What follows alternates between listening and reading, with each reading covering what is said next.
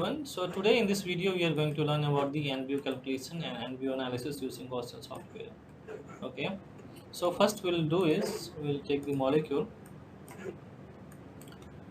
First we need to design the molecule of your choice, which we are going to perform for the NBO analysis. I have taken here ethane molecule and go first. This is the optimal geometry of ethane molecule first. Okay.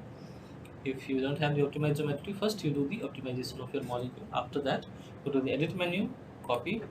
Now you can cut it and go to the file menu, new molecular group, and paste that molecule over here.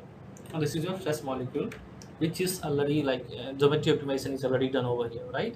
So what we need to do is go to the calculate Gaussian calculation setup, and here you need to select the energy, just energy, because this geometry is already optimized, right?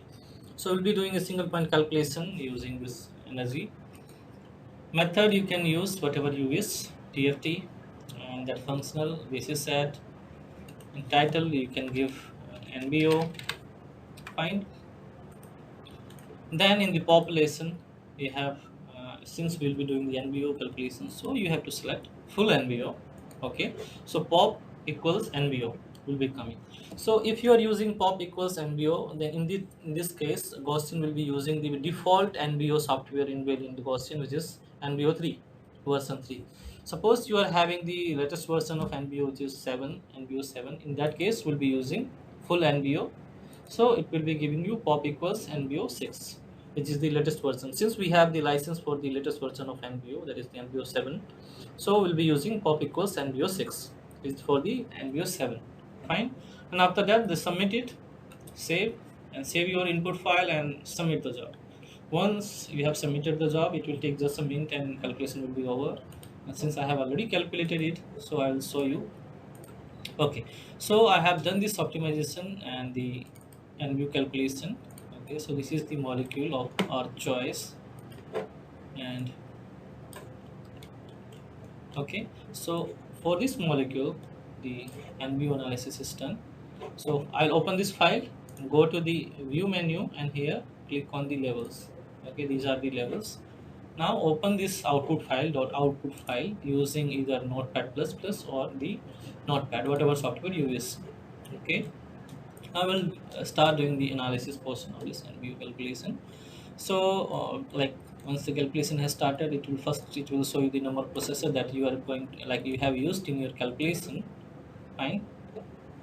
And the shared memory and the workers in this Gaussian, and this is your segment file path and the keywords that you have used for the NBO calculation, and this is the Z matrix for your molecule, and this is the input orientation, and this input orientation will be converted to the standard orientation using this distance matrix.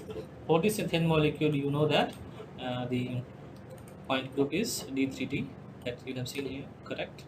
Okay, now go coming down. Yeah, see here, since we are using NBO 7, so you will see on this menu over here, on text will be here, NBO 7.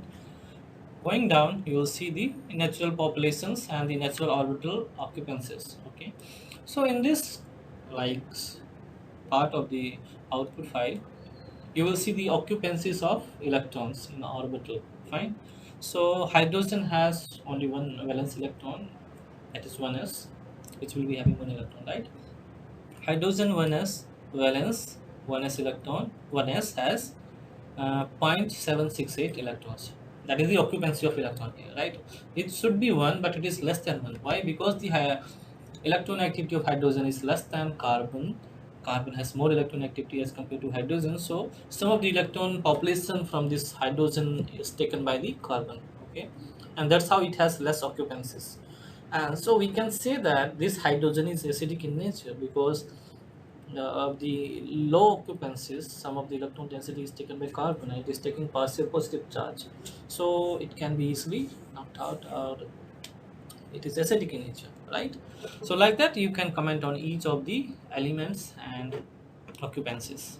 Okay, going down, so this is the summary of natural population analysis, where you can see these are the atom and these are the numbers. These numbers are corresponding to these numbers over here.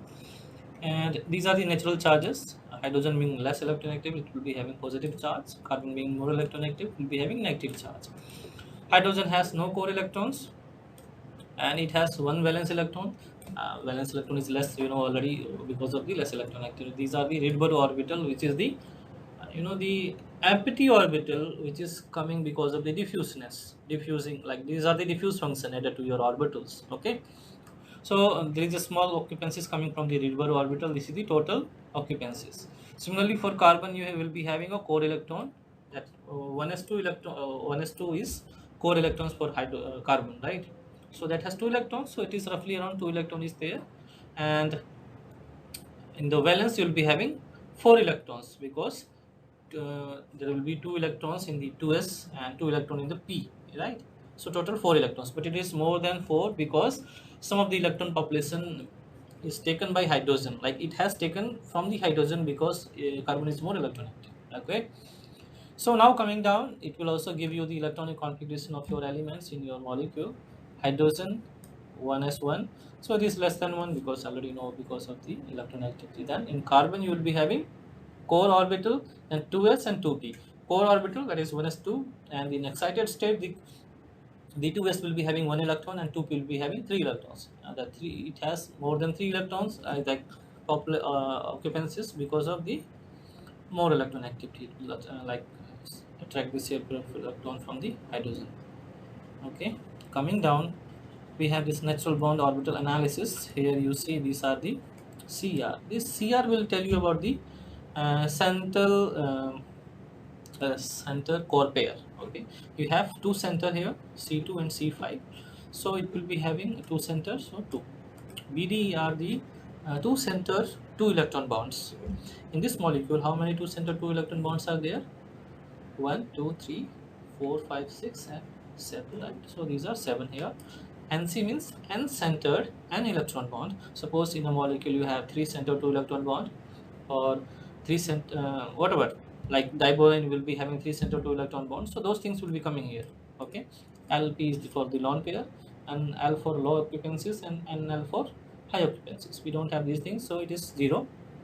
Now coming down, you can see the structure accepted no occupancy Lewis orbitals. Okay, so core is 3.99, which is roughly 4. So in this entire molecule, you will be having hydrogen has no core electron. We have carbon, two carbons. So this will be having 1s2 and this will be having 1s2. So 2 plus 2, 4 core electrons. So this is 4 core electrons. Now you have valence electrons, Lewis valence electrons.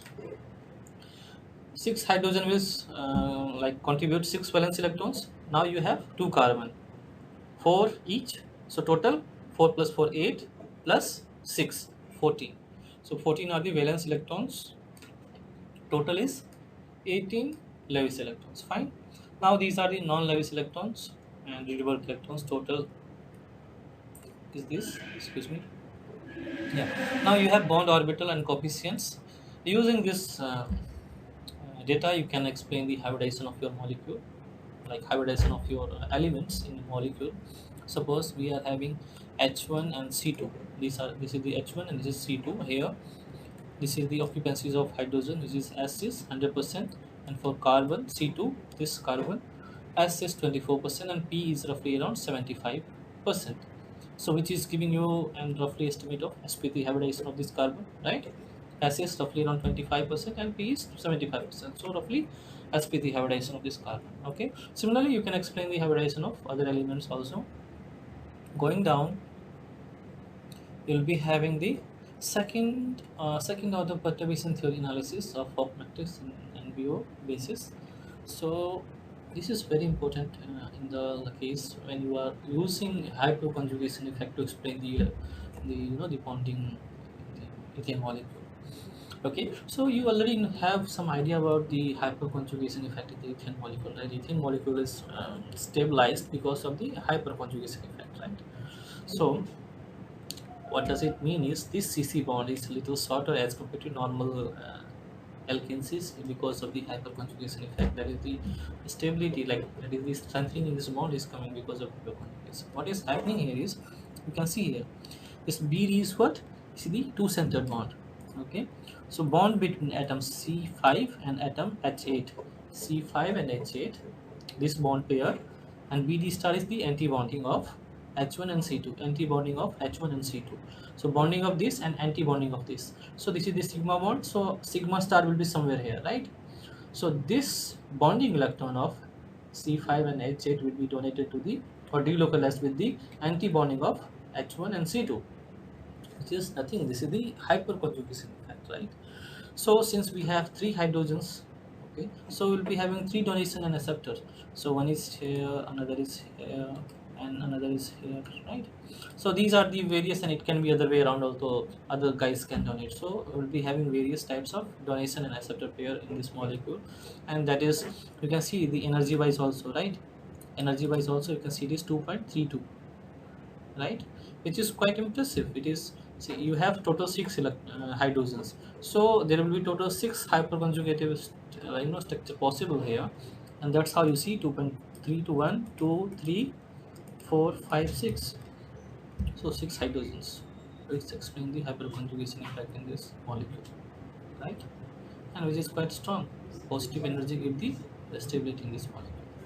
Thank you for watching.